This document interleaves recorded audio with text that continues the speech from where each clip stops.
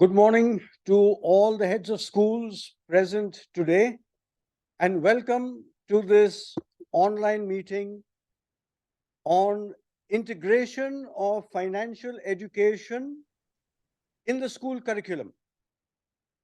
The topic is relevant not just to our students, but also to our teachers and administrators as well. For the online meeting to proceed smoothly, you are requested to kindly keep your system microphone on mute, switch off your mobile phones, or keep them on silent mode. And do not speak or interrupt in between a session, as this would distract the speaker and disturb the flow of the presentation. Should you have questions or any queries, you may please write them in the chat box below. And if time permits, we may take up a few of these questions for a discussion. Financial education and literacy is the need of the hour and should ideally not be taught merely as a single subject, but rather should be integrated into the school curriculum. CISC completely endorses such a concept. As Miguel de Cervantes had said, to be prepared is half the victory. We at the CISC feel that there is a need to equip our students with the right knowledge and skills to enable them to be better informed and to make the right choices and decisions later in life relating to financial and money matters. Therefore, the inclusion of financial education to be integrated into the school curriculum is a necessity to prepare our children for the future.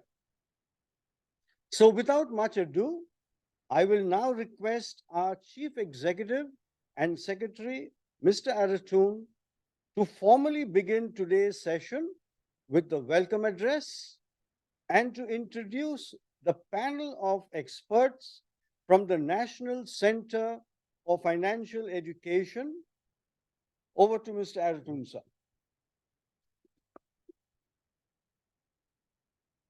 Good morning, ladies and gentlemen. And on behalf of the CISCE, I personally extend a very warm welcome to each one of you present online. It is always a pleasure to interact with the principals of our affiliated schools. Financial literacy is the need of the hour in our society today. Financial inclusion and financial empowerment will go a long way towards financial independence and helping to take India towards the goal of the $5 trillion economy by the financial year 2029. Therefore, what better way than to start with our children who are the future citizens of the country and include financial education in the school curriculum. To enlighten us today on the topic of integration of financial education in school curriculum, we are privileged to have with us an expert panel from NCFE comprising of the following members who are joining us online from their Bombay office. Mr. Satyajit Trivedi, Chief Executive Officer, NCFE. Sri Randeep Singh Jaspal, Executive Director, IRDAI and Chairman, NCFE. Sri Karthik Krishnan, Manager, NCFE. Sri Manish Kumar, Assistant Manager, NCFE. Sri Sunil Uprethi, Senior Manager, NCFE, and Sri Ravi Sumani, Senior Manager, NCFE. Thank you very much to the entire team from NCFE for being with us this morning and making yourselves available for us to have this meeting online, despite each one of you having a very busy schedule.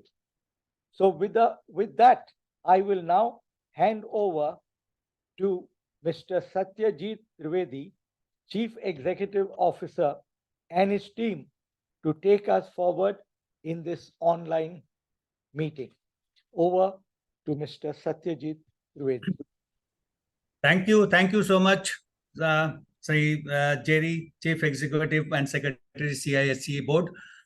We are really privileged to have been collaborating you in conducting this Principals Conclave. And at the outset, good morning to all of you. And on behalf of NCAP and on behalf of all the 4 sector regulators that we have promoted this NCAP on my personal behalf and on behalf of all these institutions, deep appreciation to you and especially the ICSE board for integrating financial education into your school curriculum.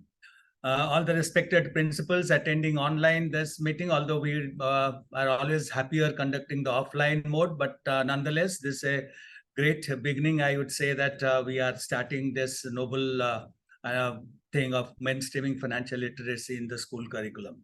Before I start, I am not going to talk much about the NCFE because we have our respected chairman, Randeep ji, who will maybe throw a little light about NCFE, and during the course of discussion, we'll know what NCFE is.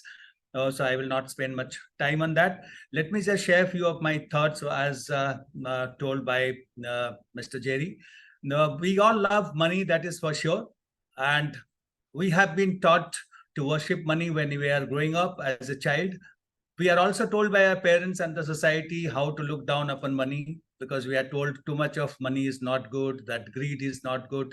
So what we are not taught probably was we never were taught how to understand money, let alone forget how to manage and how to handle money better. This is something, the personal finance, we are never taught when we are growing up. In our school also, when we had our school education, we went to the college, we did our post-graduation university, but we are never taught personal finance and how to handle money when we received our first paycheck, when we started working, what to do. So that was really, I mean, if I have to start my speech, I will say that where do we stand today in terms of financial literacy as a country? India, all of us know, we are 75% of Indian population is literate. You know that what literacy means. But only 27% of Indian adults are financial literacy. This is the statistics which the recent survey has indicated, conducted by NCFE. That means only 27% of the Indian population, adult population, are financially literate. I am not saying that other countries are doing much better. Yes, some of the developed nations like Denmark, Sweden, Norway, their financial literacy rate is much higher at 71%, and some of the countries in Europe also doing better than us. But this financial literacy continues to be a global challenge. It continues to be a problem even today. So nobody can say that the job is finished, because it will be continuing in an evolving society, in a growing society everywhere in the world. So but to me, why we cannot handle money better? The answer to this, after I took over NCFE, I think the problem lies in the school classrooms. This is where we must start talking finance. This is where we must include financial education in the school curriculum. Then only the students will understand the basics of economics, the basics of interest, the basics of debt, the basics of savings. And what we do not know is even the students don't understand investment. Forget about understanding the concept of risk and rewards. Very few students know what is a financial budget. How do I do my financial planning? These are the things we are never taught. Some of the things which we are taught at the school is how to calculate a selling price and the cost price, how to calculate the simple interest formula or the compound interest, but we really do not know how to apply it in the real life situation when it comes to money. So that is where this financial education plays a critical role in embedding it into the school curriculum. And that's where the NCFE has been set up. And one of the strategic priorities is integrating financial education into the school curriculum. And we are extremely glad to know that CISE is started doing that. And and you will be also happy to know that more than 20 state boards have integrated financial education into their school curriculum. They have started, I'm not saying the full-fledged, and now we are in dialogue and we are in a very advanced stage of integrating it in the CBSE. So once that is done, I think a major thing will be achieved in India. I think the financial literacy is an asset, and it is not an asset, it's a national asset. And we must encourage school to include financial literacy in their school curriculum. Otherwise, I don't think any other efforts will be a game changer like this. So including once, that will be a game changer. It will have a multiplier effect. So anybody passing out of the school will be financially educated. And when he walks into the work life, at least he knows how to manage his personal finance, how to take a loan, how to use the credit card judiciously, how to understand what is inflation, how to understand if I delay my investment, how much I am going to lose out, how to take the insurance product, which pension scheme to take.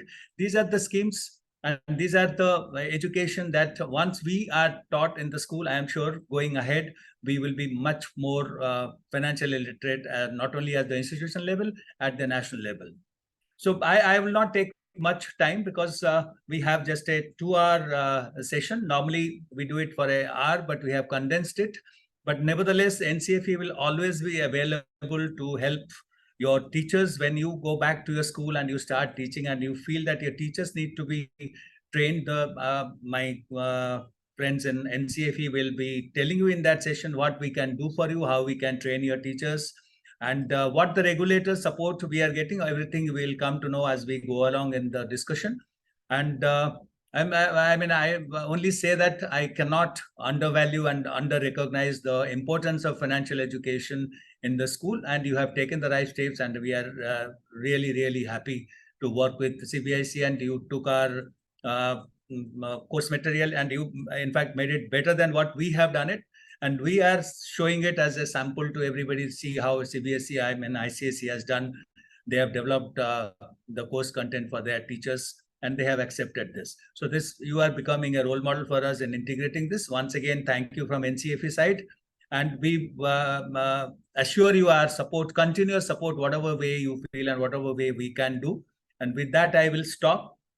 And I will hand over to Mithun. Mithun, you are there? Kindly take it forward, the discussion. Yes, sir, sure. Thank you, Dwivedi sir, for delivering the special address and setting up the tone of the session. Good morning, everyone. Myself, Mithun, Assistant Manager, NCFE, and I will be anchoring the rest of the meeting today. Now, we will move to the keynote address. Shri Randeep Singh Jagpal, who is Executive Director of Insurance Regulatory and Development Authority of India, IRDAI, and the Chairman of NCFE, is present here today. Jagpal sir is having more than 3 decades of professional experience in the domain of insurance and expertise in the field of financial literacy and inclusion. It is my privilege to welcome Jagpal sir for the keynote address. Over to you, Jagpal sir. Thank you, Mithun. Good morning to all of you. Am I audible? Yes, sir, you're audible. Thank you. So, my good morning to Mr. Jerry Arathan, Mr. Satyajit Dwivedi, and all the respected principals who have joined this meeting, virtual meeting. It's a very proud privilege for me to be addressing, the principals and the teachers of the ICSE affiliated schools. I think so there cannot be a better forum and a better platform than this to send out our message of financial education and how to inculcate more and more of financial education into the lives of the children, actually. And I think so it is a great privilege to share my thoughts on this, a line or word by the world famous author Robert Kiyosaki of that book, Rich Dad, Poor Dad. Now, he goes on to say that money is one form of power, but what is more powerful is financial education. Money comes and goes, but if you have the education about how money works, you gain power over it and it can begin building wealth. most people go to schools and never learn how money works, and hence they live working for money. A very powerful statement, by this thing, by the author Robert Kiyosaki, who actually, talks about the need of having financial education. But before I actually get into the various aspects of it, I'd like to talk about NCFE. For the benefit of all the participants, NCFE was established in 2018. It was promoted by all the financial sector regulators, namely RBI, SEBI, IRDA, and PFRDA. It is a non-profit entity and has a mission to develop financially aware and empowered India. Financial literacy is important for every individual's financial growth. It is a combination of awareness, knowledge, skill, attitude, behavior to make sound financial decisions and ultimately achieve individual financial well-being. This education enables us to make informed decisions which have a direct relation to our financial stability. Strengthening financial literacy in the country has been one of the important developmental agenda of both the Government of India and the 4 financial sector regulators. So you'll be happy to know that in 2019, a survey by the NCFE revealed that only 27% of the Indian population is financially literate. That is a little more than a quarter barely. And that means only 27% of adult Indians understand the basics of savings, investment, debt, and budgeting. So we have the potential to double it by making school students to be a part of it and to understand financial education. I'm very happy to note that CISE, in association with NCFE, has designed a handbook on financial literacy, which will go a long way in promoting financial literacy concepts to the school children. As teachers, we have important role in inculcating financial education in our daily lives and also promote the same among the students in our young ages. Principals are ambassadors for promoting financial education in schools. Once you are convinced, you can sensitize your teachers and your students in your schools. And therefore, keeping this view in mind, we thought that the principals' conclave would be the right way to reach out to the children to impart the knowledge of basic financial literacy, the various concepts, and also the initiatives which have been taken by the Government of India, the regulatory bodies, and the NCFE in promoting financial literacy in the country. The earlier an individual learns financial literacy topics, the better it is. This will ensure individuals equipped with key financial decision-making skills at a young age are able to manage the finances of not only themselves, but also for the organization they work for. The International Organization for Economic Cooperation and Development, OECD, has come out with those principles and good practices for financial education and awareness. And they recommend that financial education should start as early as possible and should be taught in schools. Including financial education as part of the school curricula is a fair and efficient policy tool. I'm very happy to inform you that 22 states and union territories have already included financial education in their school curriculum. Efforts are taking place to integrate it in other schools as well. To promote financial education among teachers, NCFE conducts financial education training program to inculcate a sense of financial literacy to teachers who can further effectively disseminate the same to school students. We have a Money Smart School program to educate basic financial literacy concepts to school students from class 6 to class 10. For the same, the financial education workbooks in collaboration with CBSE has also been developed.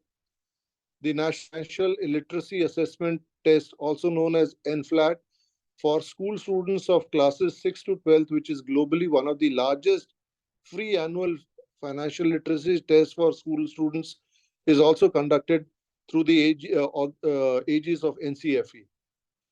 NCFE also leverages technology and mass media channels to reach to the masses in a very cost-effective manner. We have a eLMS platform, which is an example of this. Further, the financial education workshops, conclaves, seminars, and national level events organized by the center are beneficial to various sections of the society. And I would request and urge each and every school following the CISE board to go ahead with the various programs of NCFE such as MSSP, the NFLAT, and I would also encourage the schools and the students to register for the NFLAT exam. I'm sure with all of us participating in educating the students on financial literacy concepts at a young age, this will create a bright future for our students and will propel them for financially literate citizens of the country. With these opening remarks, I wish this conference all the very best, and for a very continuous engagement, I wish you all the very best. Thank you so much. Thank you very much for enlightening us with your remarks, Randeep sir. Next, I would like to invite my colleague, Mr. Karthik Krishnan, Manager Programs, NCFE, to deliver his topic on NCFE activities and integration of financial education in school curricula. Over to you, Karthik sir. Before that, anyone from CISE can make Karthik sir co-host, because he has rejoined in the meeting. Okay, sir.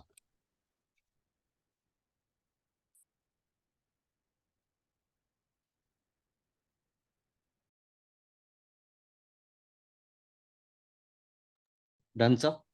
Yes, Karthik sir, over to you. Yes.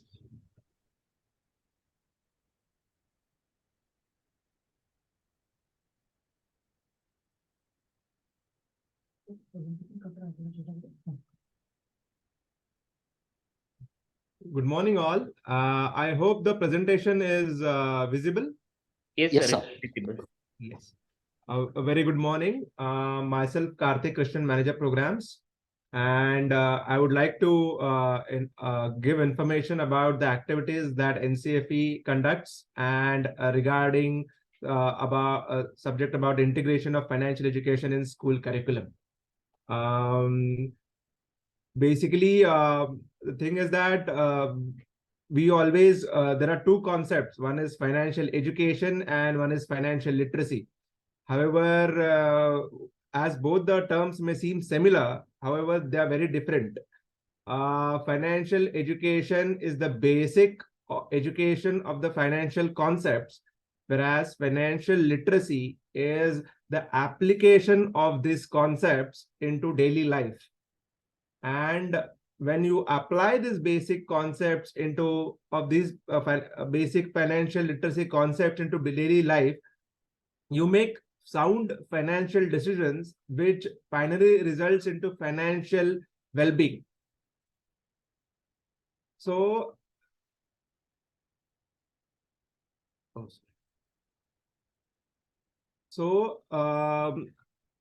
this is the way the process from financial education to financial well-being takes place. And we can be very sure that financial education is the means to achieve the end, which is known as financial well-being.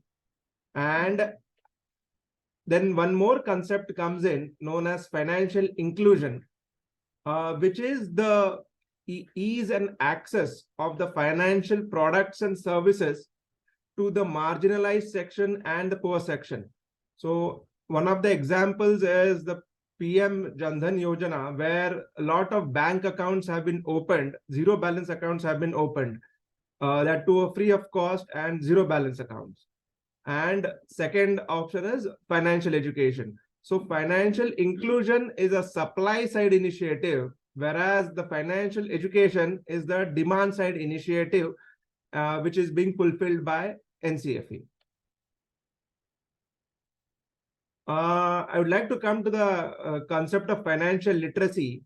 Financial literacy is a combination of three concepts, that is financial knowledge, second is financial behavior, and third is financial attitude. So what is financial knowledge? Is the knowledge of the basic financial education concept. For example, say compound interest, simple interest. So there's a difference in simple interest and compound interest. So that is the financial knowledge. the financial behavior is day-to-day money management and financial planning on savings and investments. That is how to use the concept of financial knowledge into daily life. For example, say paying bills on time, okay, just to avoid the penalty. And the third aspect of financial literacy is financial attitude. So that is the outlook of an individual to act in a particular way, influencing his or her decision for personal instant gratification. For example, there's a lot of the discounts that we go on online sales. So we buy them, okay, just with the fear that we may lose out on the discount after a few days. So that is our financial attitude. So how we look at the financial knowledge, or how will it influence our behavior? So the combination of the financial knowledge and financial behavior and financial attitude is what we call incomplete financial literacy. Next comes, so once you gain financial education, then that is the education of the basic financial literacy concepts. You become financially literate, and when the financial products and services is accessible to you, there is a whole lot of financial inclusion, and financial literacy combined with financial inclusion leads to financial freedom. Financial freedom is a situation where the individual is financially free from all the worries, where all his money that is just invested starts working for himself.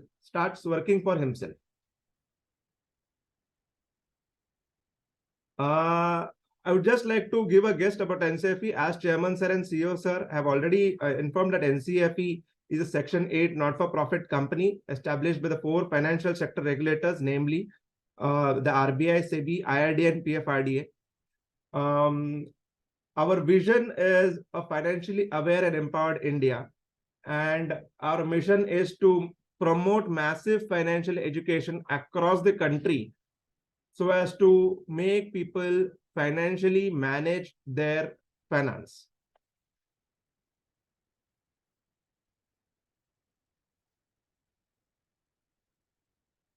Yeah. So as Sir told that NCFE has conducted a survey in 2019 where the average financial literacy rate is 27%. So now this financial literacy rate is again tilted towards the males, where 29% of the country males are financially literate with respect to 21% of female financial literacy. Again, the urban people are more financially literate, with 33% of the people are literate as compared to the 24% rural population.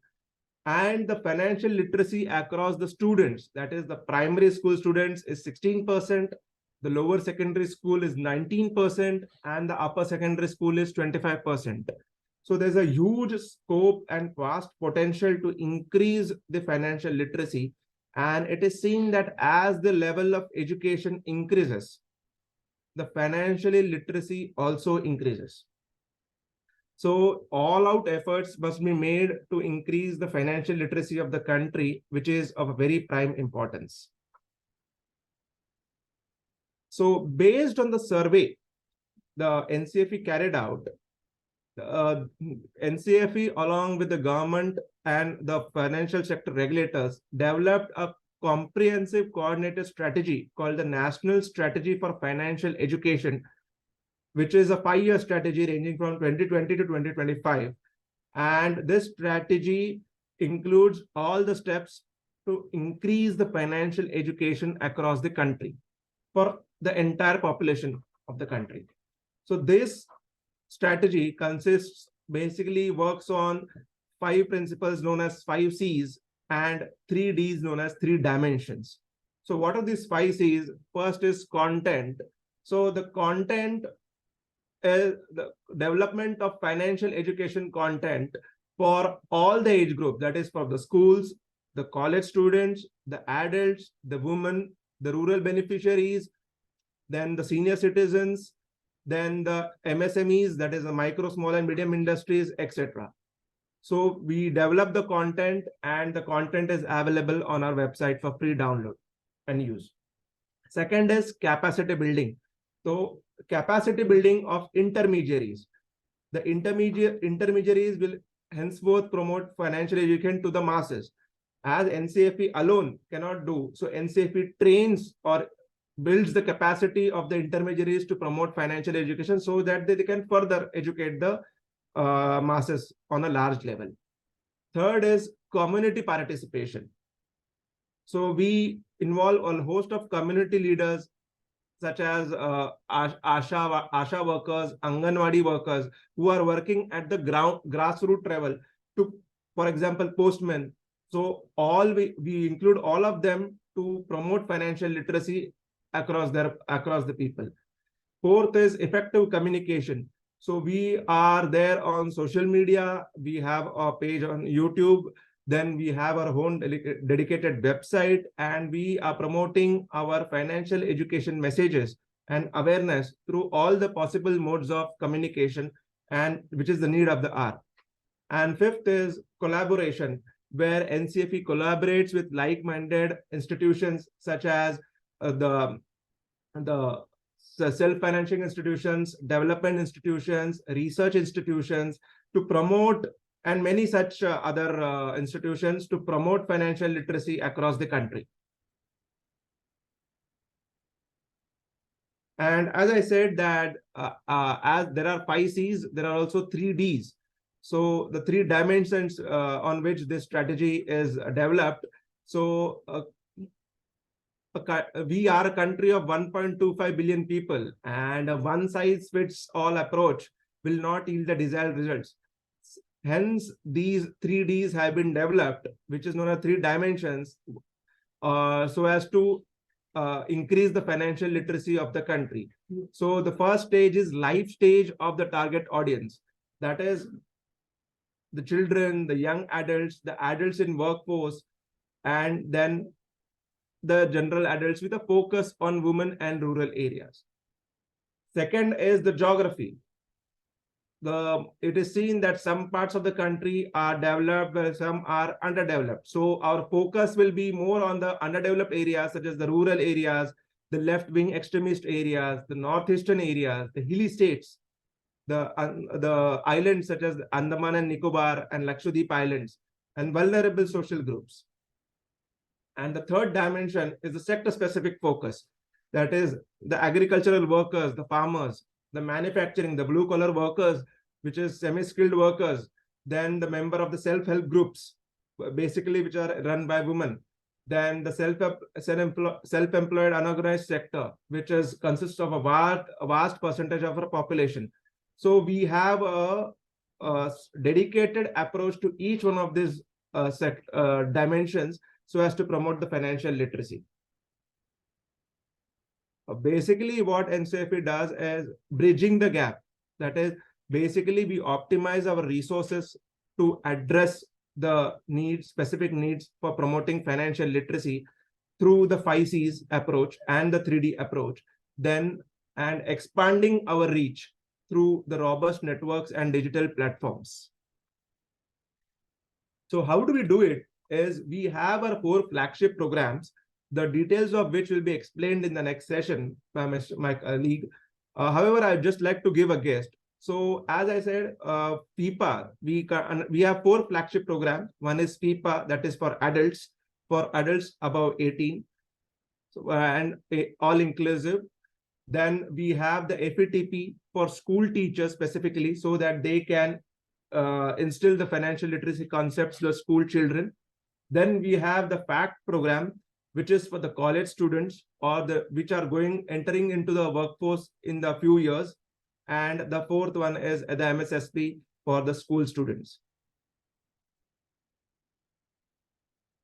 Additionally, NCFE has 2 digital initiatives, as our chairman sir told. That is, one is the eLMS, which is a free of cost e-learning course for all.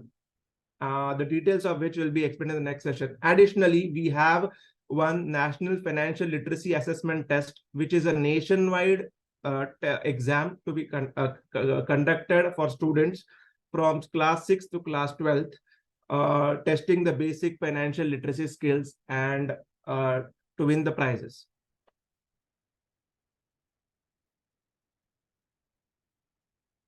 Then I'll just like to give you a glimpse of a journey as to, as Sir told, that we were established in the year 2018. So slowly and slowly, we have increased our reach, increased our financial literacy workshops across the country. And we, with the help of all the like-minded institutions and the support of the regulators and the government, we are sure that we will still increase our outreach across the country. So till date, since inception to March 2023, NCFE has conducted close to about 16,000 programs with more than 6,50,000 beneficiaries and more than 30,000 training hours conducted by trainers across the country. So we have covered the entire country with the workshops, and we wish to increase the same in the coming years. And as I informed earlier, that we are also concentrating not only on specific areas, but the aspirational hilly districts. Then we are as per the 3Ds, we are concentrating on the school teachers, the school students, the college students, the women, farmers, migrant laborers, and the potential entrepreneurs or the MSME entrepreneurs. Then I would like to talk about implementing financial literacy in schools. What are the steps that have been taken by NCFE to integrate financial education into school curriculum? Initially, I would like to thank CISC and its entire team for developing a handbook on financial education. Again, in collaboration with NCFE.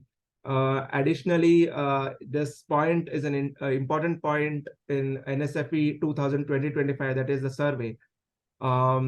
Additionally, as Chairman Sir told, that already 22 states have integrated financial education in the school curriculum, and NCFE is in talks with other states to integrate, and we are following it up at the highest level possible. Additionally, we are in dialogue with NCERT and CBSE also to integrate financial education into school curriculum. And we are also developing the content for 11th and 12th.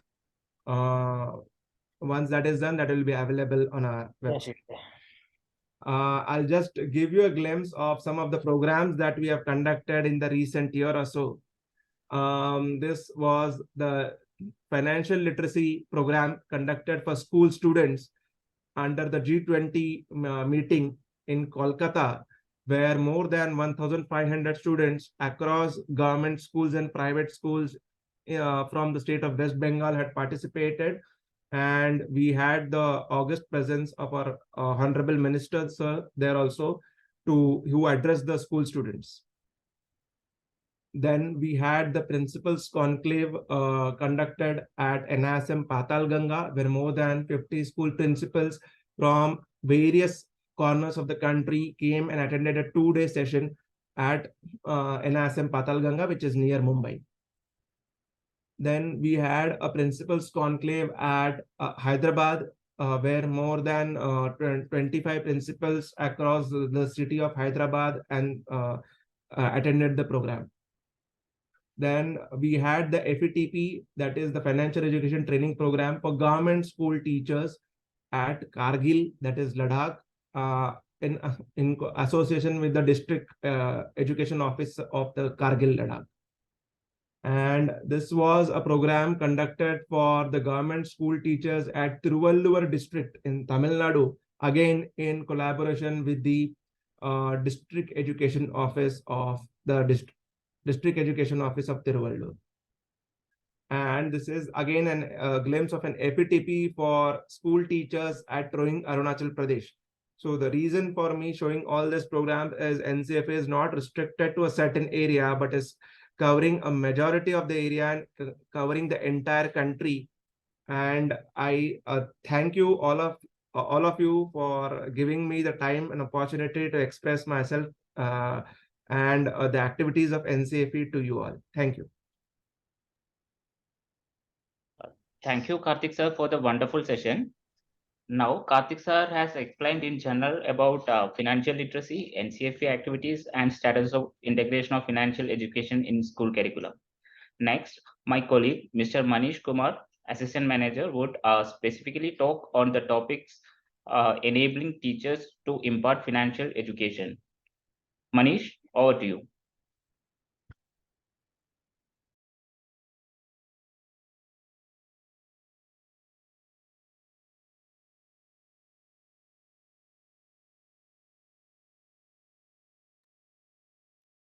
Thank you, Midun.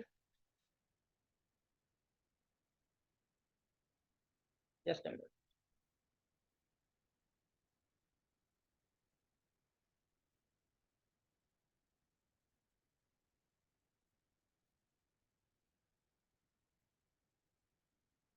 Is it my PPT is visible to all of you?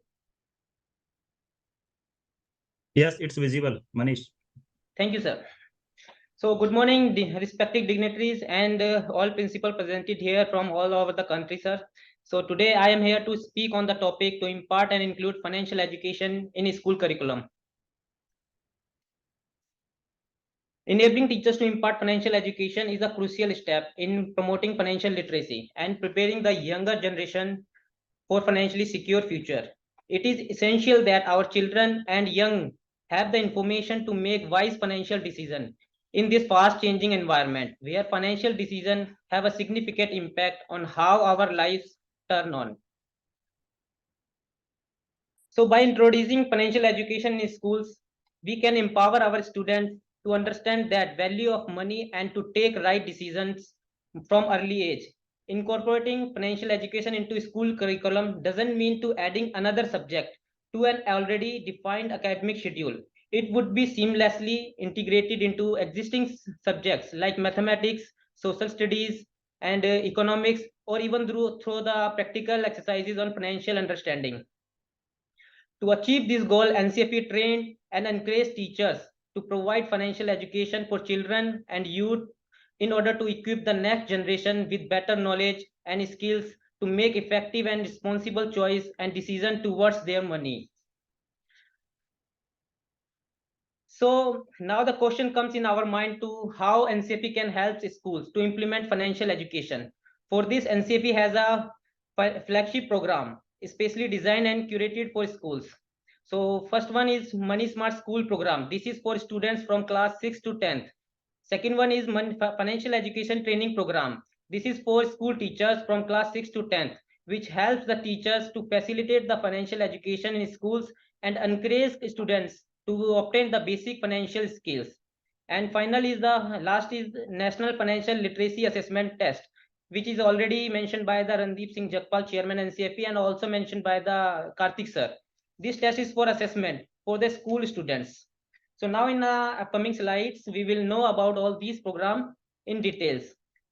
So before starting the programs in details, I would like to first of all, I would like to express our sincerest thanks to CIC board to introduce the financial education handbook for teachers to integrate the financial education in schools curriculum, as it is the one of the most important action plan under the national strategy for financial education, which was already explained by my colleague Sri Karthik Krishnan in the previous session.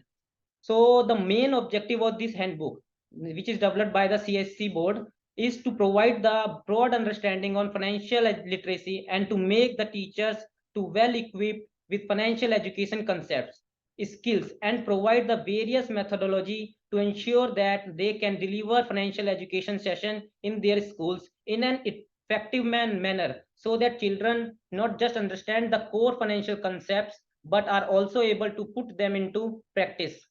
As CIC board has already introduced this financial education handbook for teachers so that they can implement the financial education in schools. So however, NCFE also disseminate the financial education in schools through its flagship program that is called a Money Smart School program. Now I would like to brief about Money Smart School program and how we are disseminating, how NCFE is disseminating the financial education in various schools across the country. So Money Smart School program.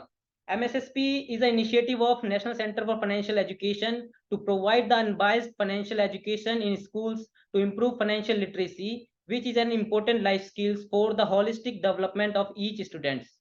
Under this program, NCFE invites schools to voluntarily introduce financial literacy as part of their existing curriculum for students of class 6 to 10th.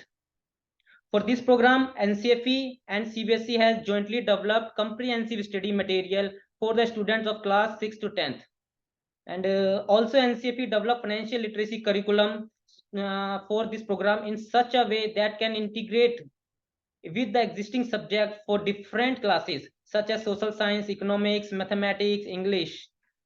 So the foremost, what is the benefit for the schools to implement this program in their schools?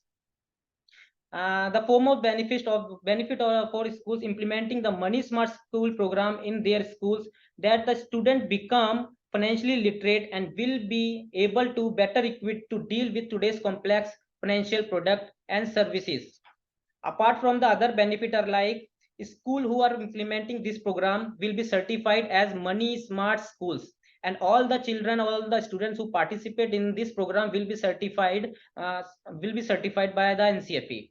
And a certificate and e-badge issued by the NCFE to the schools, and they can put the shield or e-badge on their website and social media network. Also, NCFE provide a training and development program for teachers also, so that they can ensure that all the delivery method will be going on smoothly. This FETP program is a totally free of cost program. The best part of this program is to provide necessary knowledge and guidance so that student can better equipped to perform in the National Financial Literacy Assessment Test, that which also be covered in upcoming slides. Yeah. So financial education training program. This is program for our teachers studying the students from class 6 to 10th. After introducing CIC handbook, I think Money Smart School program is not much relevant for the schools, comes under the CIC board. But for effective utilization of this handbook, and that is CIC board developed, we would like to strongly recommend to all the school teachers of CIC board to undergoing the FETP program, which is delivered by the NCFE for providing unbiased financial education to teachers for improving their financial literacy. The FETP program is based on two pillars. First one is education and second one is awareness. And the overall aim of this program is to establish a sustainable financial literacy so that teacher would facilitate financial education in schools and encourage students to obtain the basic financial education. So NCFE has been conducting financial education training program. I have already told you that this training program is for teachers for class 6 to 10th. And the best part is we don't charge any fees to conduct this program. NCFE arrange the certified financial education trainer for your schools to conduct this program, and we conduct this program in both online and in offline mode. Under this program, teachers learn the various aspects of financial education. They learn about the various savings, borrowing, transaction related product and services. They learn how important is it to plan your retirement through pension related product and services. They know about the insurance related product and services, how to manage their risk, and they learn the basic knowledge of capital market, how to invest and various mutual fund schemes. Under this program, we provide this program one day program for 4-hour session. And post completion of this program, all the teachers who participate in this program would be certified as Money Smart School teacher, and all e-certificate will be issued by the NCFE. So now I am happy to say that we have till now trained around 25,000 plus teachers from all over the country. So in addition to the financial education training program, NCFE has introduced an e-learning course on basic financial education that is also available at free of cost to be accessed through our website. This course has been designed in an interactive manner and cover all the various topics from banking, security market, insurance and pension product, and in interactive audio visual forms. The duration of this entire course is around 5 hours, and it has been divided into 20 modules, and each module having around 15 to 20 minutes. I will strongly recommend to all the principal and teachers presented here and CIC board to kindly register yourself in our ELMS portal to enhance your knowledge and skills toward financial literacy. So now we will discuss about the National Financial Literacy Assessment Test. So the main objective for introducing the NFLAT examination is to provide a platform to school students to assess their financial knowledge. It is not like any other competitive exam where we judge the intelligence level of the students. Under this examination, we encourage students to check their basic financial skills that is necessary to make informed and effective financial decisions throughout each stage of their lives. So we conduct an NFLAT examination majorly in three categories. The first category is NFLAT Junior, which is for students of class 6 to 8th. Second category is NFLAT Intermediate, which is for class 9th and 10th students. And third one is the NFLAT Senior. This program for 11th and 12th class of students. So this is our progress report. So far under the NFLAT examination, as you can see here, in academic year 2021, we received a 30,000 plus registration from more than 150 plus schools. And in 21-22, we have received 61,000 plus registration of the students from 228 schools, more than 228 schools. And in the previous academic year 22-23, we received 42,000 plus registration and from the 440 schools. So thank you, and I hope now you know the process to how to enable the teachers to impart financial education in schools. And I am sure we will receive more requests from CIC schools from the CIC board to conduct the financial education training program to train the teachers on the basic financial literacy aspects. If you have any questions, you may call or drop an email to NCFE team. We will respond you. And now I am pause my word. And once again, thank you all respected dignitaries and principals for your participation in this conclave. Thank you very much, sir.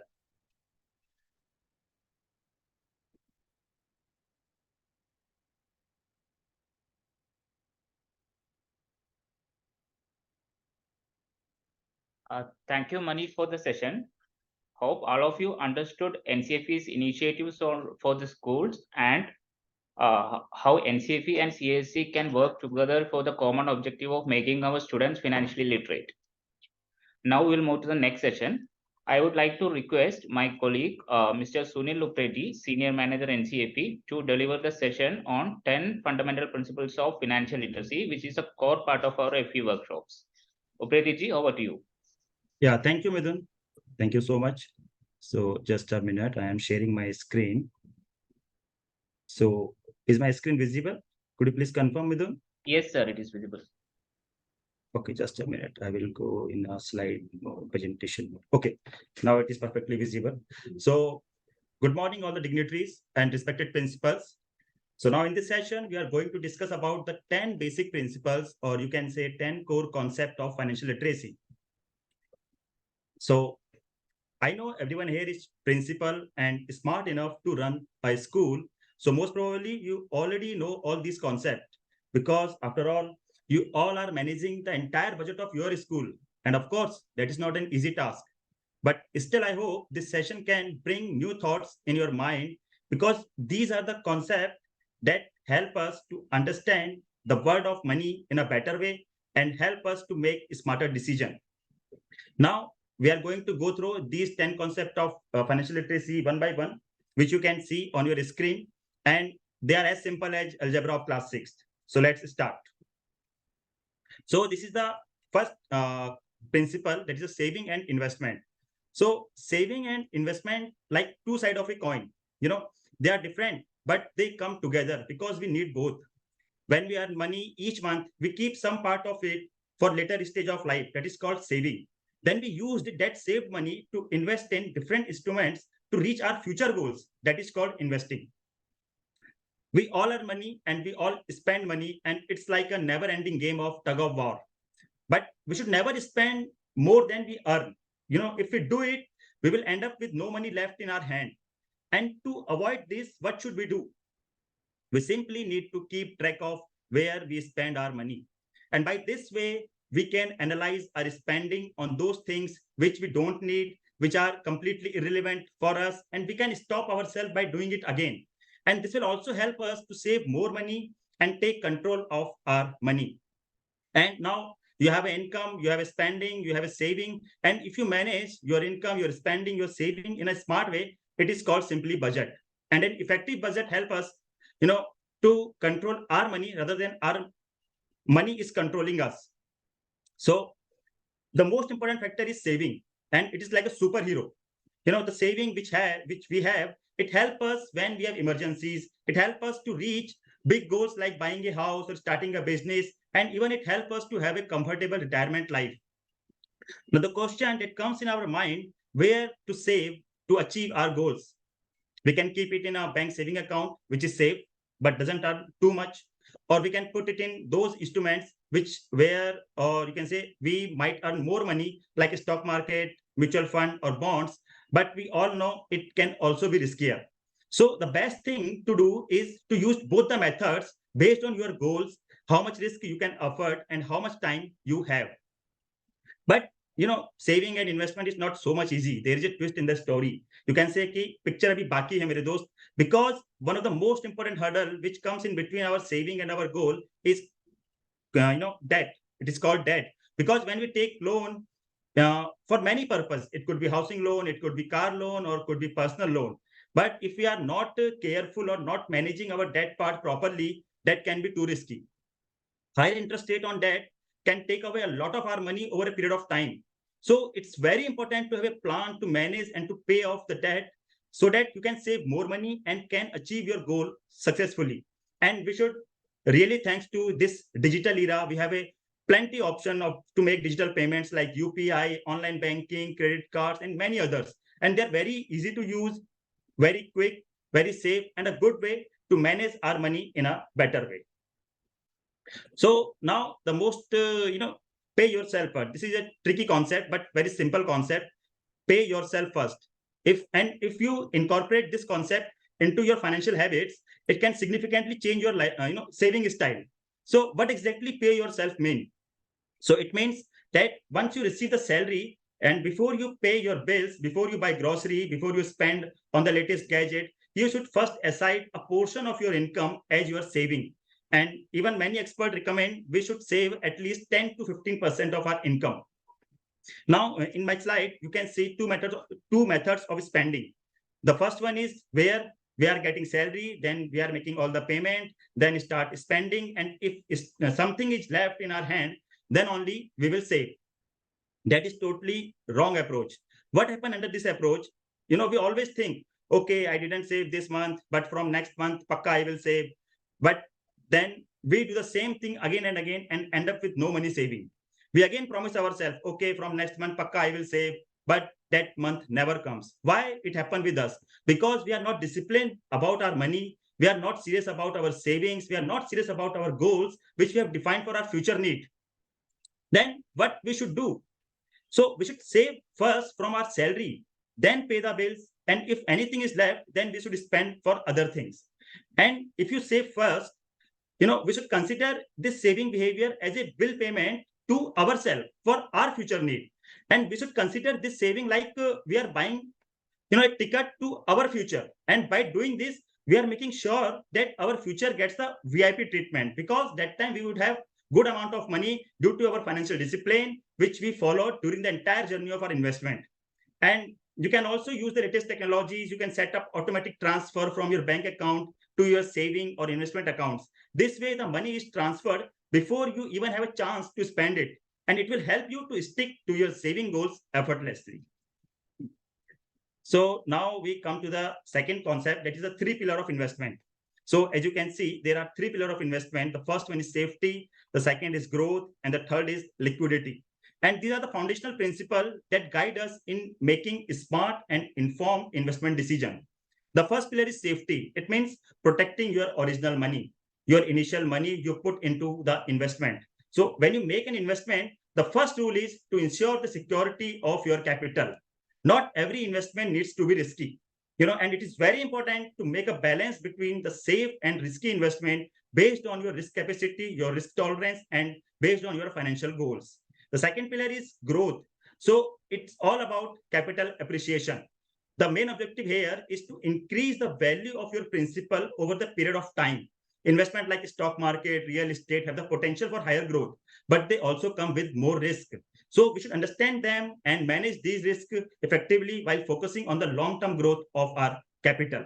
And the final pillar is liquidity. So it's refer how quickly and easily an investment can be converted into cash without affecting its market price.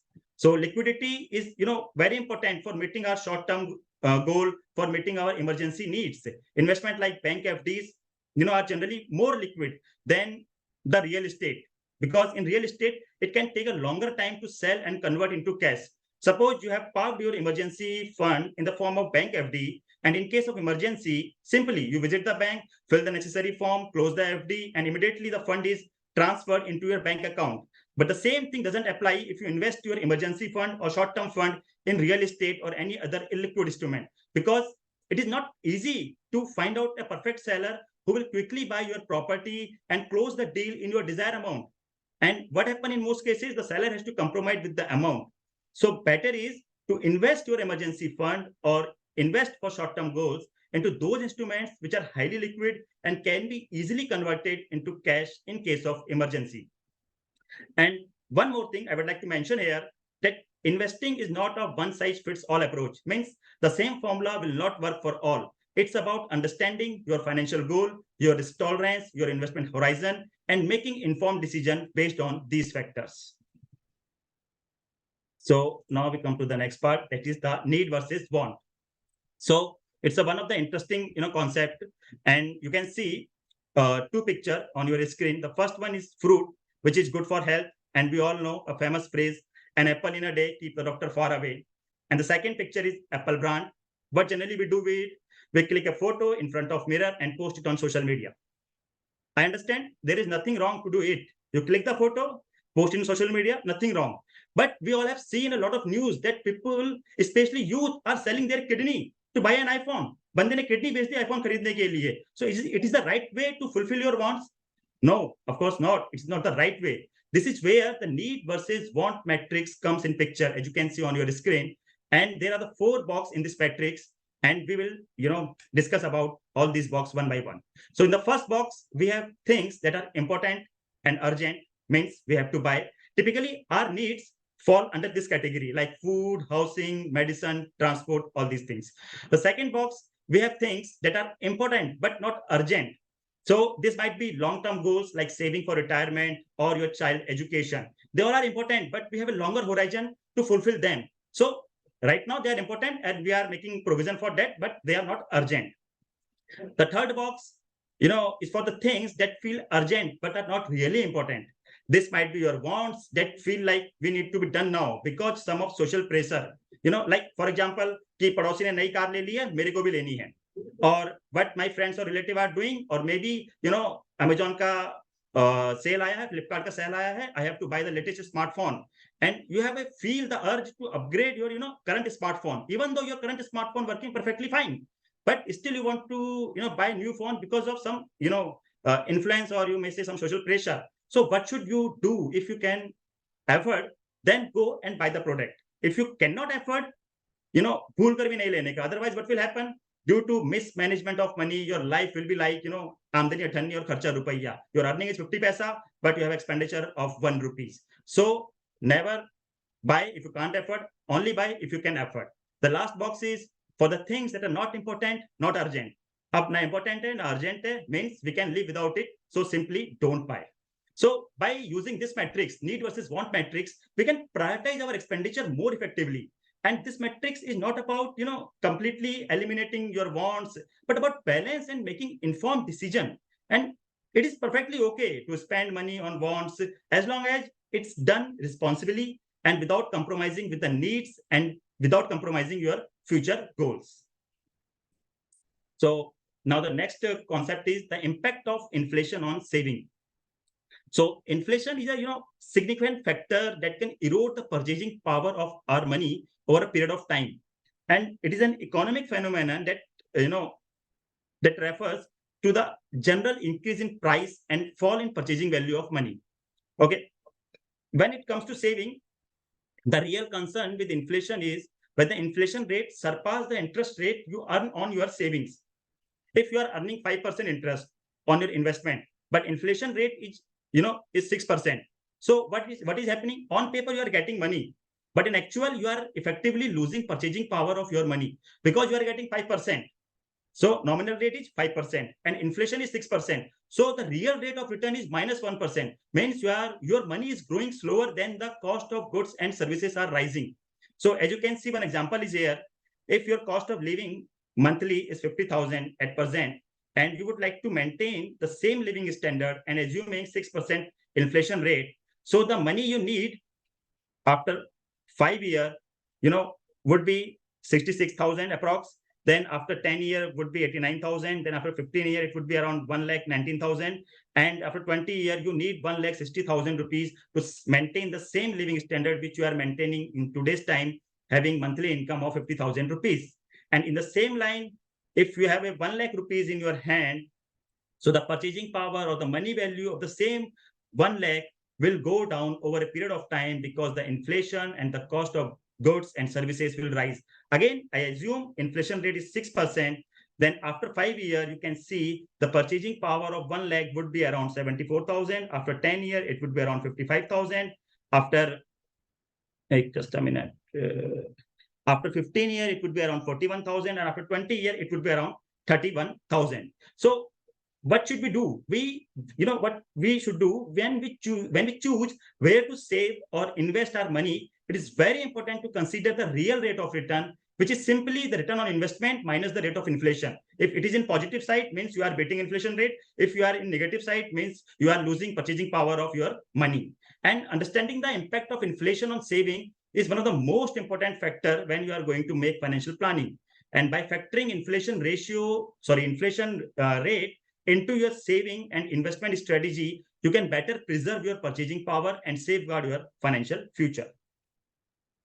So the next concept is time value of money. So we have already covered many aspects in the previous slide, because the time value of money is directly linked to the inflation and its impact on the purchasing power of money. So the time value of money means nothing that the money available today is worth more than the same amount if you have available in the future due to its potential earning capacity. Suppose if you have 100 rupees today, and it is much better than to receive 100 rupees a year from now, as if you have it today, you could invest it and earn a return on that investment. So you can see there is a very simple formula to calculate the future value. You all are the principal, you know it. And future value is the present value, 1 plus RK power. And so we can calculate the future value, based on this formula, and we can easily calculate what amount we should have in our pocket if the same, standard you have to maintain in the future also. So now the next concept is the power of compounding. Even the genius scientist Albert Einstein was a big fan of power of compounding. He said, compounding interest is the 8th wonder of the world. Those who understand it, earn it. Those who don't, pay it. So what is compounding? In simple terms, the money, you get, this means you can say like you get extra money on the money you put in. And then you get even more extra money on that extra money. It is like your money making more money. You are getting interest on your interest part also. So here I have shown one example. You can see here the principal amount is 1 lakh.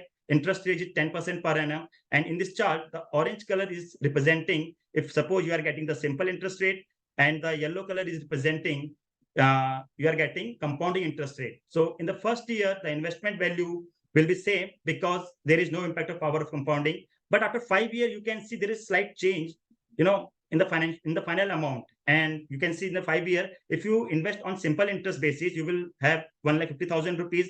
But you invest on compounding interest rate basis, you will have 1,61,000 rupees.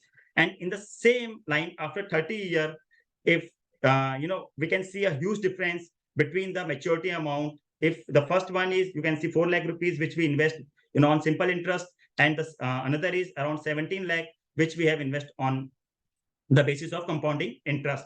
So the power of compounding, you can see work magically in the longer term. The longer you leave your money invested, the greater the compounding effect you can feel, and you can, see on your passbook, on your investment, or on your Demat account. So now the next is the price of procrastination. It is simply टालते रहो. From next month onwards, I will, start my investing. Then from next year onwards, I will start my investing. But delaying in investment can be quite, costly. Here you can see one example. Suppose if I invest 5,000 rupees per month and assuming 12% annual return, and I have the longer horizon, means I will invest for the next 30 years, then the corpus which I have after 30 years would be around 1.77 crore rupees.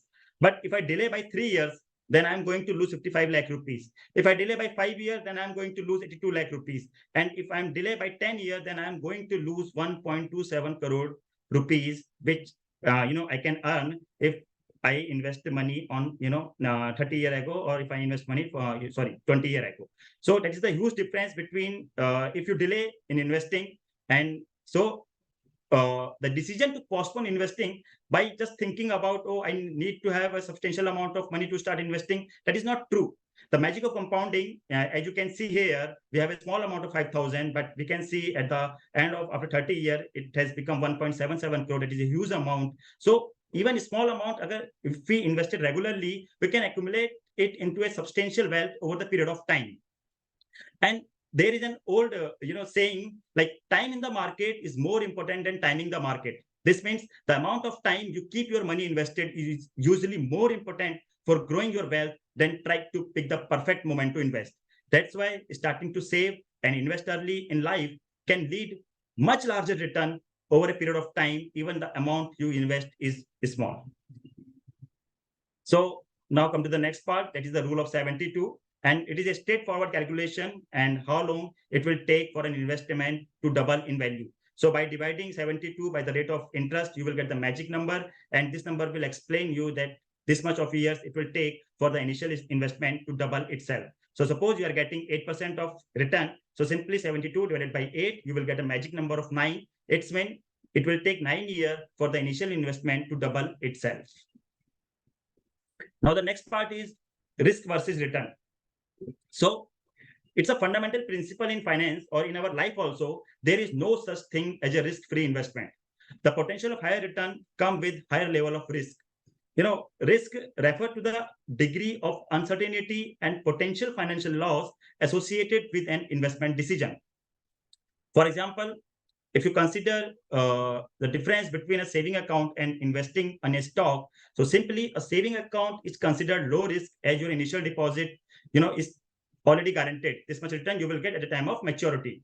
Fine, but it offers relatively low return if you compare it to the other risky instruments like stocks and bond market. They all come with the potential for much higher returns, but they also come with higher potential of risk. The value of a stock can fluctuate significantly, and there is a chance you could lose your initial investment also. So before making any investment, the investor or we should consider our own risk tolerance when deciding where to put our money. And it varies from person A to person B to person C. And there are various factors. Based on that, we should take our decision like age, financial goals, income, personal comfort with risk taking. How much risk can I take? How much comfort with the risk taking capacity I have? So all these things we should keep in mind when we are making any investment decision. And always remember that all investment come with some degree of risk, and we should always calculate the risk part before calculating the imaginary return. कि मेरा पैसा 21 दिन में double हो जाएगा. That doesn't happen in real life. And I'm sure you all have watched फिर हेरा फेरी. Even 21 दिन में पैसा double movie में नहीं हुआ, तो real life में कैसे होगा? Always think about your risk part, and we should have a good understanding of the risk return relationship, and it helps us in making informed investment decision that align with our financial goals and risk tolerance.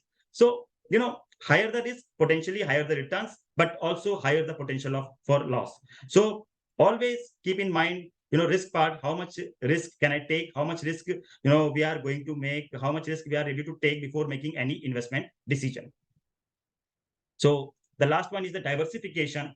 So diversification is nothing, it is an investment strategy, and it has objective to manage risk by diversify investments among various financial instruments.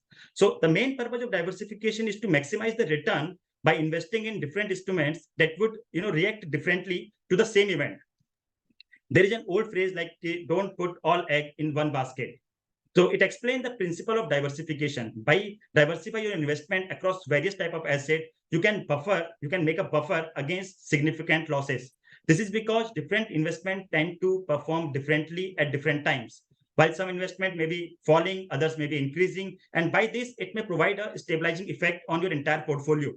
So for example, if you invest all your money in a single stock and that company performs poorly, your entire portfolio suffers. However, if you have a diversified portfolio of 10 to 15 different stocks from various industries, then what will happen? The poor performance of one stock has a much smaller impact on your portfolio because you have diversified your portfolio. And we should always remember that while diversification can help reducing the risk part, it doesn't assure a profit or protect against loss in a declining market. And some risk like inflation, exchange rate, political instability, because these all things cannot cover under diversification. Suppose economic crisis ho gaya, ya phir COVID ka situation aa gaya. So all these things, not in our hand. So diversification will not help in that cases. But in normal case, diversification help us to minimize the risk factor and help us to mitigate, potential losses.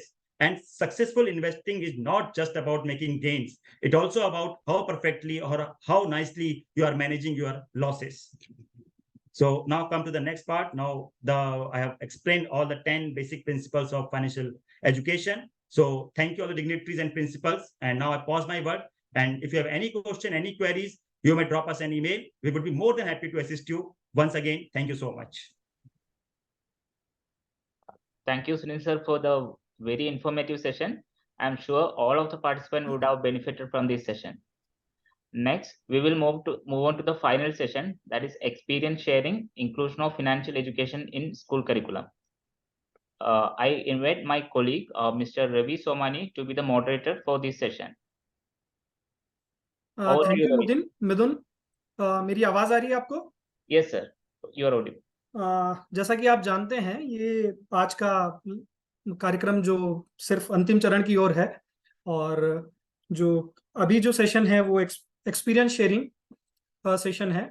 तो मैं सभी principles से request करूंगा कि आज का कार्यक्रम आपको कैसा लगा, उसके बारे में अगर आप कुछ एनलाइटिंग वर्ड्स, कुछ सजेशंस, कुछ क्वेश्चंस या फिर कुछ क्वेरीज हो आपकी आज के कार्यक्रम के बारे में, तो हमें जरूर बताइए। All the respected principals, over to you, अगर कुछ आप शेयर करना चाहें। मिथुन और CISC team, mister Bitan principal, he wanted to ask some questions, so please unmute him. Yes, sir. Mr. Bitan can unmute himself. Yes. Good morning, everybody, and thank you very much for the lovely session. We definitely like the session by everybody, but especially the one which was done by Mr. Manish Kumar, who had given all the areas how to contact and how to go about with the various bodies, I mean, the subsidiary bodies for the education and training and the examinations. But definitely we like Mr. Ravi Somani, Mr. Sunil Upreti for the valuable information. I very much liked especially the one, pay yourself first. That means the savings, which many of us don't do. And he had rightly said that we go for the expenses first and then later on come with nothing in the end. So there are many people I know, or we understand, that with a small income, they are able to somehow invest, I mean, save and then invest. But there are also many people, those who have high income, but ultimately they land up with nothing in the end because of the, I can say, of the indiscipline in the financial part that can happen. So this is a very important area. The 3 pillars of investment, that is safety, growth, and liquidity, was a fantastic area that was taken upon. And the need versus want was a very lovely matter to discuss about. So I feel that everyone should work on these aspects of 10 pillars of, can say, financial literacy. Of these, some of the points are very important, and I think they can take on these areas. Thank you very much. Lovely session. But I think from here, we also understand there are many people that are also asking for the yes, sir. Trainings. Yes, sir. So I would like how to integrate in the subject. We have said that integration in the curriculum. So we have integrated it, I have integrated in my school as a separate period, separate sir. subject. But how to integrate this with various subject is very important, which maybe many of us would like to know. Thank you very much. Right sir, ये एक separate subject के रूप में नहीं integrate होगा, ये existing subjects के अंदर ही, जैसे मैथ्स के अंदर मैथ्स वाला कुछ पार्ट इंटीग्रेट हो जाएगा, सिंपल इंटरेस्ट, कंपाउंड इंटरेस्ट, उसी तरीके से कुछ इकोनॉमिक्स में, कुछ हिस्ट्री में, इवोल्यूशन ऑफ मनी, मनी कैसे इवॉल्व हुआ, वो सारे चैप्टर्स हिस्ट्री में जा सकते हैं। तो उसी तरीके से पार्ट्स, बिट्स एंड पीसेस में, इंडिविजुअल सब्जेक्ट्स में वो इंटीग्रेट होने वाला है। तो सेपरेट सब्जेक्ट आपको पढ़ाने की जरूरत नहीं पड़ेगी, एग्जिस्टिंग सब्जेक्ट के अंदर ही वो इंटीग्रेट हो जाएंगे। तो मुझे लगता है आपकी क्वेरी शायद रिजोल्व हो गई है। इसके बाद में अभी नेक्स्ट कोई principal Jayashree madam, Jayashree Ramesh, CISC team please unmute madam Jayashree Ramesh. Ravi, just may I come in just for a moment? Yes sir, please. Hello, am I audible? And yes sir, you are audible sir. Yeah, about the integration, sir, what I will tell you, you have brought it the right question, because if you teach it as a standalone subject, there may be resistance from the students, and there may be resistance from the parents themselves, that you are overloading the students. So we kept that thing in our mind. So how the students should not feel that he is overburdened with another extra subject, and the parents also should not complain that, oh, you are teaching too many subjects in too short a time. Why unnecessarily add one more subject? So that's we really appreciated that. And while we developed our workbook series, which we shared with your board, you will find our workbook series are all integrated horizontally, subject-wise. So you see our workbook series on our website, and which portion of the financial education can go which subject, the existing subject there that you are teaching on economics, mathematics, civics, geography, history. Now, which portion can go where, you will very well find it there itself. So we have done it in association with CBSE board, and the topics that we feel it should be taught to the school students. You see our workbook series, it is available on our website, so you don't have to separately write to us. In case you still have problem in downloading our workbooks, you write to us, we will share that with you, and you will very clearly know from standard 6 to standard 10, whatever we have given here, how we have planned it, the integration. So our workbooks are like that. So you just download our workbook series and you will know how to integrate it horizontally instead of teaching it as a standalone subject. Okay, I think it's clear. Yes, sir. Still, if you have any doubt, you are always free to personally talk to our team. We will help you out. Yeah, madam. I can see Jayashree, madam. Good morning. Thank you for the very useful session. I was just wondering if the link to your programs can also be, part of the CISE website, so that, whenever we go to the CISE website, we will get the link to this also. Students can also access that quite easily, and then they can, take these modules on their own. So if there could be a link on the CISE website for your program for students about Money Smart School program or the training for teachers, I would just wonder if that could be enabled on the CISE. You mean, madam, when we are doing the live program, that you want a link of our live program when we conduct? Not live program, the programs for children, a Money Smart School program, or the teachers training program, which you said that it was accessible on your website. If there could be a link here on the CISE website, then I think it is easier for the schools also to access that. I think that is doable. We will just explore that whether that MSSP flat links are given to you so that your students can access from your side. That we will explore. Yes. Good suggestion. We'll certainly look into it. Yes. Next, Harinder Kaur, madam. Can you see from CISE team? Can you please unmute Madam Harinder Kaur? Good morning, everyone. It's thanks for a lovely and informative. My question to you is that NCLAT exam, as you said, this is available for classes 6 to 10. Can I know when we can when that test can be happen, and when we can register ourselves? Yes, madam. I am just sharing my screen regarding this. Yes, sir.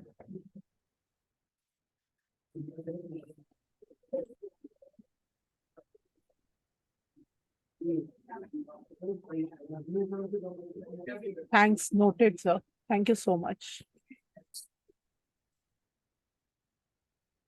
एनफ्लेट examination का link आपको हमारी website से मिल सकता है madam. एक minute आपको link share करता हूँ। Sir. Yes, sir. Thank you so much, sir. Ma'am, in addition to that, I would like to add. मेरी स्क्रीन विजिबल है प्रताप आपको? Yes, sir, it's visible. तो एनफ्लेट के लिए रजिस्ट्रेशन वगैरह आप सारा एनसीएफई की वेबसाइट पे जाके कर सकते हैं। इसके लिए ऑनलाइन रजिस्ट्रेशन अलाउड है। और एनफ्लेट का रजिस्ट्रेशन साइकिल जस्ट अभी 31 जुलाई को ही ओवर हुआ है। Next registration cycle very soon open होने वाला है। उसके बाद आप एनसीएफई की ऑफिशियल वेबसाइट पे जाकर एनफ्लेट के लिए रजिस्ट्रेशन कर पाएंगे। और एनफ्लेट जैसा मैडम बता रहे थे क्लास 6 to 10th के लिए नहीं, इसको थोड़ा सा क्लियर कर दूं, क्लास 6 to 12th के लिए है, जिसमें class 6 to 8 for juniors, class 9-10 for mid and for 11-12th it is for senior classes. और इसके एग्जाम्स वगैरह स्टार्ट हो जाते हैं फरवरी के बाद से, तो वो मई जून तक चलते रहते हैं एग्जाम्स। तो आप अभी रजिस्टर कर सकते हैं स्कूल। इसमें सारे स्टूडेंट्स को एक सर्टिफिकेट भी मिलता है bye एनसीएफई।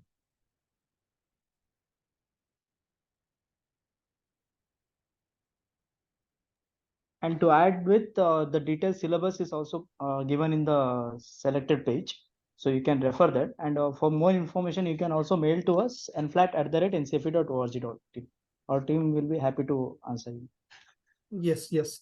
And next we can take query of name is not visible. It is showing admin's iPhone. CISC team, can you please? Madam, your name is not visible. Your camera is switched on, but or any other person from Mr. Sachin Bharti, CIC team, can you please unmute Mr. Sachin Bharti? 1 second, sir. Yes, please. Since हमारे पास only 20 minutes का time है, तो Yes, आपकी sir, query please. मतलब जितना short time में हो सके उतना पॉसिबल आप जल्दी क्वेरी दे पाएंगे तो बहुत बेटर है। Yes, sir. Good morning to everyone. Am I audible? Yes, sir, you are audible. So I just would like to know whether it is possible to conduct this kind of session for the students in our school located in Lucknow. Yes, sir, it is possible. Our team will get back to you. You can write us an email requesting this these kind of for this session. Okay. Yes. Thank Yes. you so much. Dr. Raghuveer YV, CIC team, please unmute Dr. Raghuveer. Yes, sir. Sir, parallel to whatever I was hearing to this good session, I tried going to the website for registering the school, but it's not allowing. School registrations are closed is what the dialog box is coming. Right, sir. एनफ्लेट के लिए recently close हुआ है school registration. It will be open in a week or two. Very soon it will be open again for academic session 23-24. And one more question. Yes, the sir. previous gentleman, the principal from Lucknow, asked for a presentation to children. Yes, the sir. same request is from my end also. If we can do it to our school. Yes, sir. You can write email to us. We will get So, back to you. what is the email address to which I should address, please? Yes, sir. Just You can post it in the yes, chat sir. box. Chat box. Chat box में post कर देते हैं. Right. Email to address so that we can communicate to you. Right. Yes. Thank you. Thank you. Next, we can take query of principal from Somerville School. Can you please unmute? Yes, sir. Good morning, sir. So the thing is this, I just wanted to know about the teachers training program because it was said it's 4-hour session. So can we conduct it on like Sundays or something like that because teachers will be in class hours. So what timing and what will be the link and which day we can plan it out? Timings आपकी flexibility के according choose हो सकती हैं. Okay. Online as well as offline जैसा आपको preference होगा उसके according हम लोग कर सकते हैं. और 4 आवर्स का प्रोग्राम है तो एक ही दिन में फिनिश हो सकता है. आप उसके लिए कोई दिक्कत नहीं है उसमें. आप आइदर वर्चुअली करें, ऑनलाइन करें या फिर संडेज को करें. Trainers will be from NCFE side और हो सकता है. That is doable. Next Kavita. With your permission, many principals are asking how to register for APTP. So can I just show them how to register for the Yes, APTP? please, Karthik. Please. Yeah, I'm just sharing my screen. Are you able to see my screen? Not now. Okay, just a minute. Ravi sir, can you stop the screen sharing from your end? Yeah. Yes, yes, yes.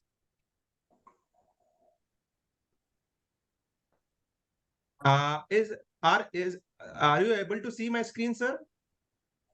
Yes, yes. Yeah. So this is our homepage, and on our homepage, if you go to our programs, you can find the FETP information here, drop down here.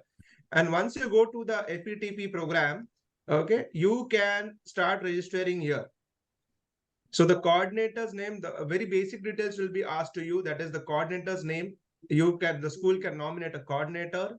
Then the coordinator email, the coordinator mobile designation, then the school details, and then the principal's name, email ID, and phone number, and submit.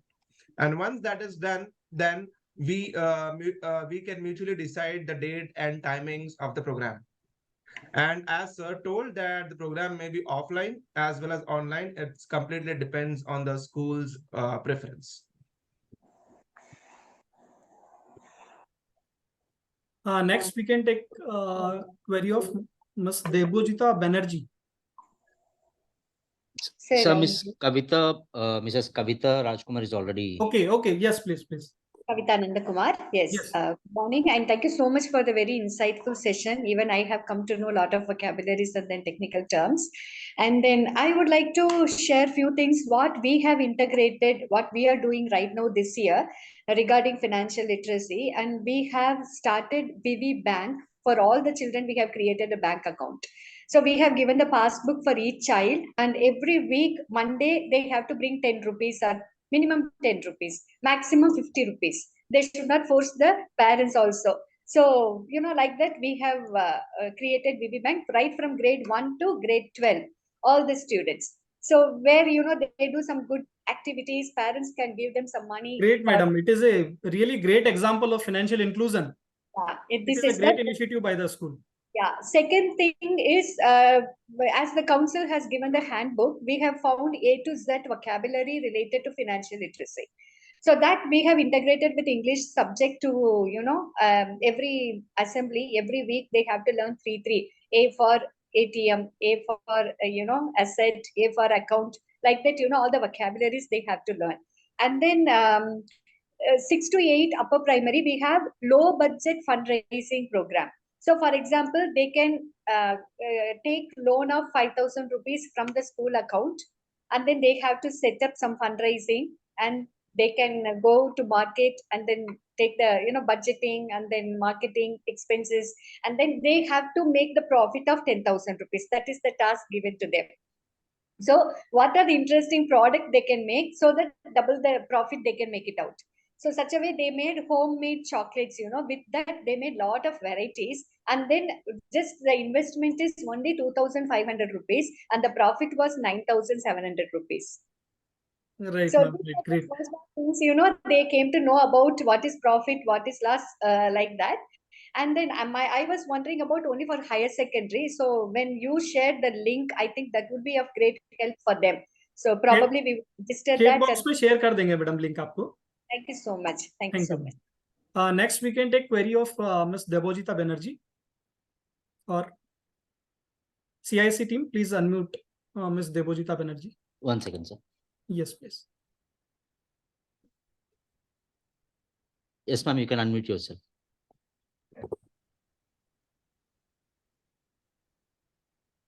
Thank you, sir. I am being an economics teacher. I want to share the same thing as ma'am has told, because we had already incorporated in our school the same thing. Our children in class 5 even, they know when they learn that social studies, those portions, the barter system, and now how it is converted into money system. We always insist them to go once a week to the market and shop for the essential things. They know about what are essential things, what are basic primary wants, what are their luxuries and all. So these are all taught from class 5 onwards in their social studies, then in the library period, and then when they are doing a CPW, we always incorporate that. We had already started last 2 years back because I am actually I teach my computer and one children. Actually, no, we guide our children to worship Devi Saraswati from very beginning, and about Lakshmi, we are making them aware when they are grown up. So I think that should be inculcated and incorporated into their head as soon as possible, because we are in this modern era. An excellent session you have presented. I'm personally interested in this space, so I wanted to learn about this. Financial literacy is very, very important, mostly among those who are pursuing very nicely education, studies, already concentrating only in chemistry, physics, maths, etc., etc. They are doing, but they don't know how to manage money. At that time, they have to depend upon our suggestions. True, madam. From this. Children should understand. Excellent. Thank you, madam. Thank you. Thank you. Next query we can take from Principal LT Atul Kataria Memorial School. Yes, Lieutenant Atul Kataria Memorial School. Yes, sir. What I was saying over here, like we have got a lot of insight about how to, make and sensitize the children towards becoming and having knowledge about financial literacy and everything. And we are also incorporating it. I myself have taken, lectures with the children of different grades and spoken about the different things which you had in your age-wise curriculum that is there. Now coming to the thing, even we can go one step ahead and vocationalize it like CBSE has done. Like I had come from a CBSE board where I was teaching financial market management in class 11th and 12th. So there I could see the children really do beautifully well. There was a tie-up with NSC also and all those things. So class 12, they also reached trading in shares and then reaching even derivative market they were doing there. So that, and I could see children know in the lockdown period, some of them had learned so much and they were much more higher than me. Even I took up a lot of courses from the institute so that I'm a cost accountant basically. So I had this knack towards all these things and I could relate. And it's something that needs to be like what exercise you have done, having all the terms and we are incorporating it through the English teachers and all that. So that is very effective. So when they come up, we can start it once we are prepared for it in class 9th as a subject as such, it will be really helpful. Yes, ma'am. Right. Thank you. Very enriching workshop, sir. Right. Thank you, madam. Thank you very much. Next, we should say it will be the last query we will be addressing. Mr. Deep Thakkar, principal from which school? The school name is not written. Mr. Deep Thakkar. CIC team, please unmute Mr. Deep Thakkar. Sir, you can unmute yourself, sir. Yes, yes. Hello. Kindly unmute. Yes, sir. Yeah. Your voice is not audible.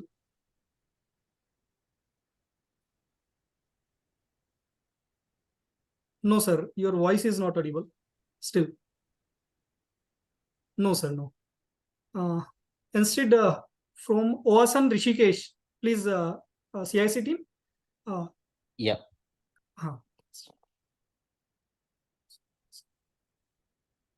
Sorry, sir. We are short of the time, so unable to take further queries except last one query. और इसके अलावा अगर किसी को कोई और query या question suggestions कुछ भी हैं, आप हमारी ईमेल आईडी पे हमें लिख सकते हैं. हम पॉजिटिवली उस पे जवाब देंगे आपको. Yeah, I think we would end this session with a vote of thanks to the entire team. Yes. Yeah. All the principals present online will agree with me that this was a very informative and interesting discussion that we've had today. It is evident that our children need financial education, literacy, to be a part of their school education if it is to make a positive impact in their adult lives in the future. With the groundwork having been prepared by our esteemed panelists from NCFE and guidelines which they have prepared, I'm sure our principals will be able to take the ideas forward and implement them in their respective schools.